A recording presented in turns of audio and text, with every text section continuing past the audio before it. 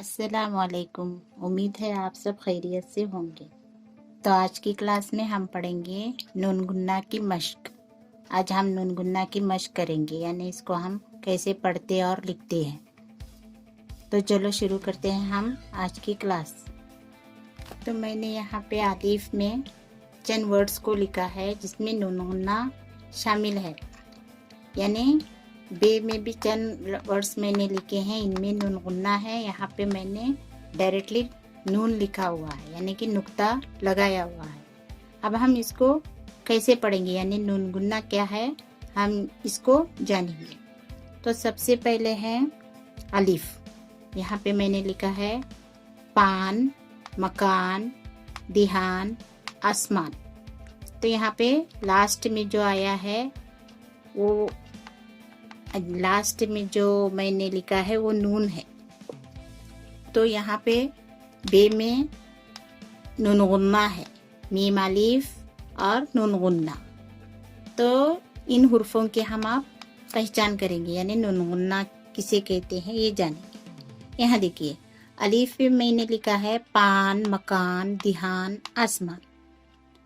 अलीफ के लफ्जों में नून की आवाज क्या हो रही है, पूरे तौर पर आ रही है। यहाँ पे देखिए नून हम पूरे जुबान से हम उसको अदा कर रहे हैं।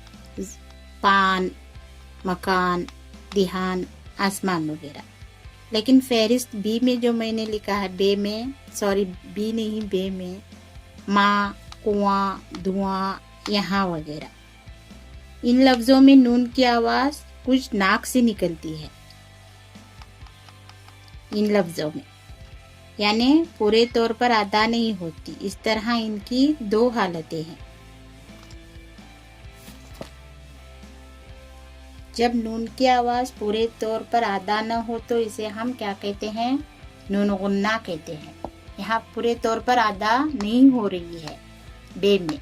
देखिए कुआं, हम इसको नून नहीं पढ़ रहे हैं, यहाँ कुआं है, इसको हम नून नहीं पढ़ रहे हैं, कुआन ऐसा नहीं पढ़ रहे हैं।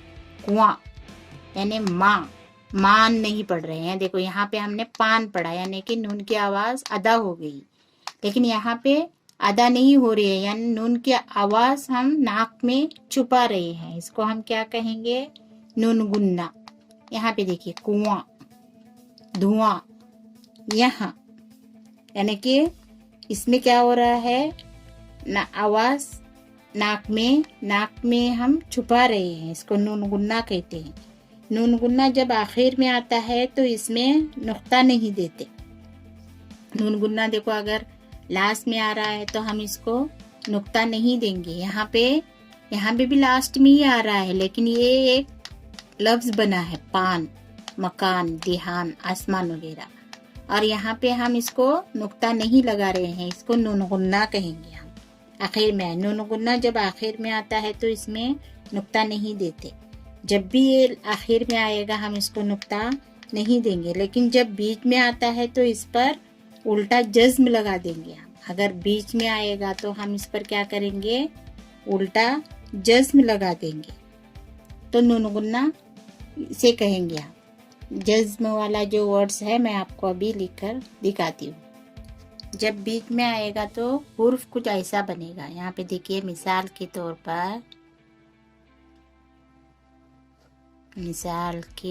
पर मैं आपको लिखकर बताती हूँ। मिसाल के तौर पर देखिए ऐसे बनेगा। मिसाल मीम है ये। मिसाल के तौर पर ऐसे दांत, एक हुरूफ हम लिखेंगे दांत।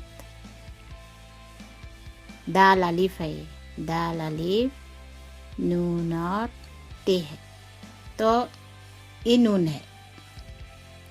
तो अब ये बीच में आया है तो हम इसको कैसे पढ़ेंगे, दांत, यानी कि नून की आवाज नहीं आ रही है लेकिन हम पढ़ रहे हैं उसको, तो इसको उल्टा जज्म लगाएंगे हम ऐसे, इस पर थोड़ा ऐसा जज्म वाली ऐसे हरकत लगाएंगे। ये क्या है, दांत।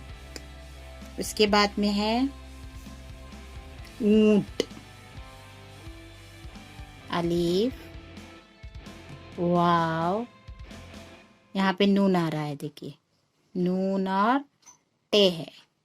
अब ऊंट, ऐसा नहीं लग रहा है कि हम नून को पढ़ रहे हैं, डायरेक्टली टे की आवाज आ रही है, लेकिन हम नून को साथ में लेकर पढ़ रहे हैं। यहाँ पे देखिए ऊंट, ऊंट, इस पर जज्म, उल्टा जज्म आएगा ऐसे, ऊंट। ठीक है, अगर बीच में आएगा तो हम नून गुन्ना को ऐसे पढ़ेंगे, और अगर लास्ट में आएगा तो हम इसको ऐसे लिखेंगे।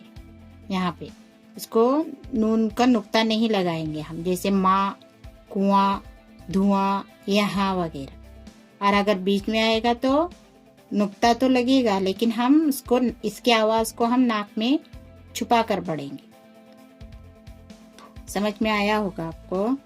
समझने की कोशिश कीजिए और इसकी मश्क भी करें आप। हंसो, यहाँ पे देखिए हंसो, ये वाव है, हंसो। तो इसको हम, नून की आवाज यहाँ पे नहीं आ रही है, देखिए नून लिखा है मैंने, हा लिखा है, नून, सीन और वाव है, हंसो। अब इस पर उल्टा जज्मा ऐसे लिखेंगे आप, ऐसे थोड़ा ऐसे।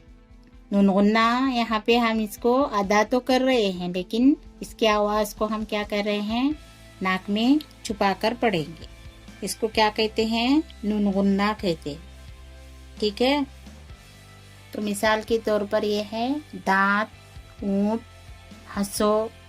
अब दांत को हमने पढ़ा, लेकिन नून को पढ़ा हमने, लेकिन ये इसकी आवाज नहीं आई, इसकी आवाज को हमने नाक में छुपा कर पढ़ा। और यहाँ पे अलीफ, वाव, नून, टे, ऊंट, यानी कि टे की डायरेक्ट आवाज आ रही है, लेकिन नून की भी आवाज आ रही है, लेकिन हम इसको क्या कर रहे हैं, नाक में छुपा रहे हैं। हंसो, हंसो, नून की आवाज आ रही है, लिखते वक्त हमको नून को लिखना भी चाहिए और पढ़ते वक्त नून को पढ़ना भी चाहिए, लेकिन इसकी आवाज को हम थोड़ा नाक में छुपा कर पढ़ेंगे। तो ये नून गुन्ना है। नून गुन्ना बीच में आने से हम क्या करेंगे, नून की आवाज को नाक में छुपा कर पढ़ेंगे। जैसे है अभी मांगो, मांगो,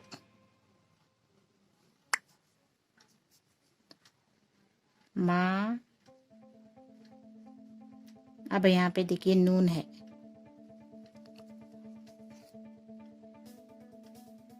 मांगो,